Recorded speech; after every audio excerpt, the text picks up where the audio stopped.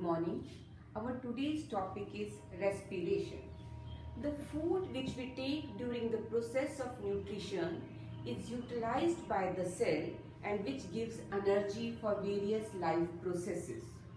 The glucose which is present inside the cell oxidized in different ways in different organisms to release energy. So glucose which is present in the cell, first in cytoplasm it changes into pyruvate. Pyruvate is a compound which is a 3-carbon compound and glucose is 6-carbon compound. So from one glucose 2 molecules of pyruvates are produced. This reaction occurs in the cytoplasm of the cell. Then pyruvate, in the presence of oxygen, this reaction occurs in mitochondria. In absence of oxygen, this reaction occurs in the case of yeast. And in the lack of oxygen, that is in the deficiency of oxygen, this reaction occurs in the muscles of our body. So first, in the absence of oxygen, this pyruvate changes into ethanol. Ethanol means ethyl alcohol, C2H5OH formula. So pyruvate in the absence of oxygen changes into ethanol. Carbon dioxide plus energy is released during this process. In this reaction occurs in the case of yeast. In the lack of oxygen, this reaction occurs in the muscle cells of our body. The pyruvate changes into lactic acid plus energy is released in this process. Another way is in the presence of oxygen, this reaction occurs in the mitochondria of the cell where pyruvate changes into carbon dioxide, water plus energy is released in this process. Pyruvate is a 3-carbon compound, ethanol is 2-carbon compound plus carbon dioxide, so balanced. Lactic acid is 3-carbon compound and carbon dioxide is 1-carbon compound. So 3 molecules of carbon dioxide are produced in this reaction. Again, in the absence of oxygen, this reaction occurs which occurs in yeast. Lack of oxygen, that is in the deficiency of oxygen, this reaction occurs in the muscles of our body. In the presence of oxygen, this reaction occurs in the mitochondria of our cells. These are the different ways of breakdown of glucose. So important question from here, what are the different ways of breakdown of glucose in different organisms? These are the different ways of breakdown of glucose in different organisms. Clear? So this is anaerobic respiration and this is aerobic respiration. Again, what is aerobic respiration? The respiration which occurs in the presence of oxygen is known as aerobic respiration. It occurs in the presence of oxygen. Anaerobic respiration, also known as fermentation, this reaction occurs in the absence of oxygen. Second point, in aerobic respiration, more energy is released and in anaerobic respiration, less energy is released. Third point is aerobic respiration occurs in the mitochondria of the cell and anaerobic respiration occurs in case of yeast. These are the differences between aerobic respiration and anaerobic respiration. So this can be asked for 3-mark question. You have to write 3 points. Difference between aerobic respiration and anaerobic respiration. The energy which is produced in these reactions is stored in the form of ATP molecule. ATP is known as energy currency of our body or cell. ATP is the energy currency of the cell. Full form of ATP is adenosine triphosphate. Full form is adenosine triphosphate. When ATP breaks, it changes into ADP plus P is phosphate. Phosphate is released. And when energy is there, ADP combines with phosphate and forms ATP. So this is a reversible reaction. When energy is produced, that is stored in our cells in the form of ATP. And when we have to perform any work or any life process, then this ATP is used and it changes back into ADP and phosphate. When one ATP molecule breaks, it releases 30.5 kilojoule per mole of energy. So 31 ATP produces 30.5 kilojoule per mole of energy.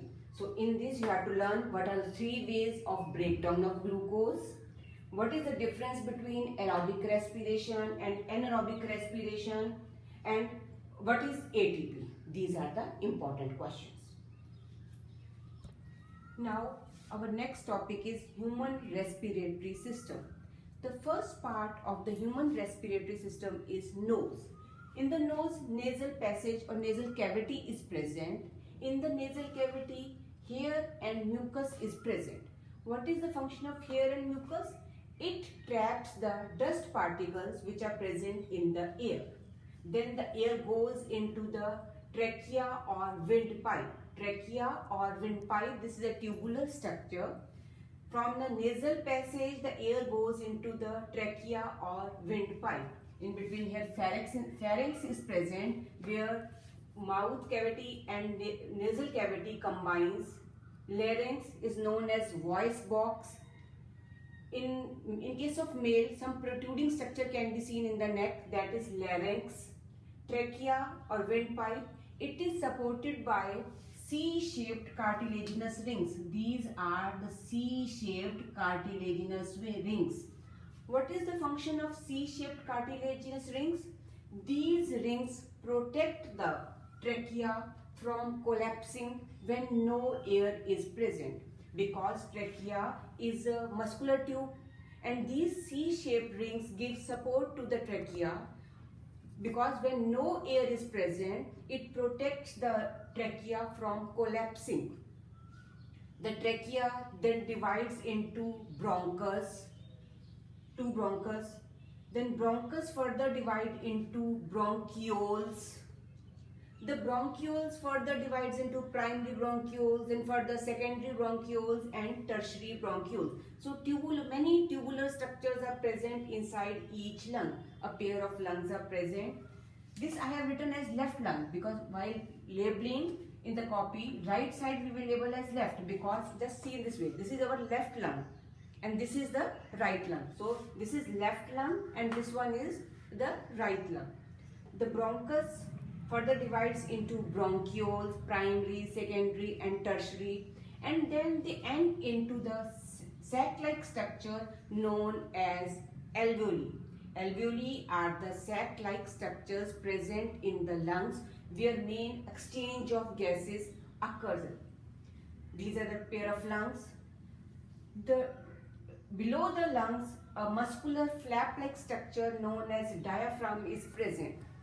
The diaphragm separates the thoracic cavity from the abdominal cavity. Above is thoracic cavity and lower is the abdominal cavity. This diaphragm separates the thoracic cavity from the abdominal cavity. So one question, how alveoli are designed for the exchange of gases? How alveoli are designed? First point, they provide large surface area. They provide large surface area for the exchange of gases. Second, they are very thin walled. They are very thin walled, so exchange of gases can occur in the alveoli. Third point is they are surrounded by the blood. They are completely surrounded by the blood, so exchange is possible between the alveoli and the blood. These are the main points how alveoli are designed. Next is what is residual volume. When we exhale air, first what is inspiration and what is expiration. Taking in or inhaling of air is inspiration. Taking in of air is inspiration. Giving out or exhaling air is expiration. What occurs during inspiration? When we inspire, when we inhale air, our chest cavity comes upward, outward. First point, the chest cavity comes upward and outward. This is chest cavity, or ribs. You can write ribs comes upward and outward. Ribs comes upward and outwards when we inhale. Ribs come upward and outward. The diaphragm becomes flat. It takes this type of shape. The diaphragm becomes flat. So the area inside the chest cavity. Next point is diaphragm becomes flat. Area inside the chest cavity increases. When area increases, pressure decreases. Pressure decreases. When area increases inside the chest cavity, pressure decreases inside the chest cavity. But outside in the atmospheric pressure, pressure is more. So because of this pressure difference, from outside the air enters inside. Clear? So this is known as inspiration. What occurs during inspiration? During inhalation, the ribs comes upward, outward. The diaphragm becomes flat. Area inside the chest cavity increases. Pressure inside the chest cavity decreases. But outside in the atmosphere, atmospheric pressure is more. Because of this pressure difference, air goes inside the lungs. This is inhalation. And what occurs during exhalation? Just opposite of this occurs in the case of exhalation. During the exhalation, when we exhale out the air, our ribs goes down. Ribs goes downward, inward. Diaphragm becomes convex shaped. Diaphragm becomes convex shaped. Area inside the chest cavity decreases. Pressure inside the chest cavity increases. When inside pressure is more than outside atmospheric pressure, the air rushes out. This is known as exhalation. Clear? So what is residual volume? When we exhale air, even forcibly, then also some amount of air remains inside the lungs. That is known as residual volume. Next question is, how oxygen and carbon dioxide transported in our body? In our body, oxygen is transported by the hemoglobin, which is present in red blood cells, and carbon dioxide, which can dissolve in plasma, in water, which is present in the blood. It is transported by the water, which is present in the blood. So oxygen by the hemoglobin and carbon dioxide by the plasma of the blood. Clear? Now the box questions from your book. Box questions are given. First question is, what advantage over an aquatic organism does a terrestrial organism have with regard to obtaining oxygen for respiration? In the atmosphere, 21% of oxygen is present, but in water, very diffused oxygen is present. The oxygen is dissolved in very less percentage. So, in aquatic organisms, the breathing rate is faster as compared to terrestrial organisms. Clear? In atmosphere, more oxygen. In water, less oxygen. But the breathing rate of aquatic organism is faster as compared to the terrestrial organisms. So here, what advantage over an aquatic organism does a terrestrial organism have?